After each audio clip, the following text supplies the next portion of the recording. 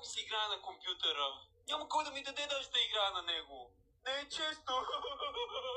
Братле, ако искаш да питам мама да ти даде да играеш на компютър. Наистина ли? Ама тя няма да ми даде. Спокойно, брат, довери ми се.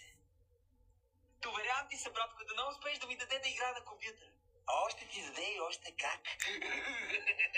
Здравей, мамо, може ли да влезна? Какво искаш? Ще затворя вратата да не ни чуе, брат. Ле, дали ще ми даде, дали ще ми даде?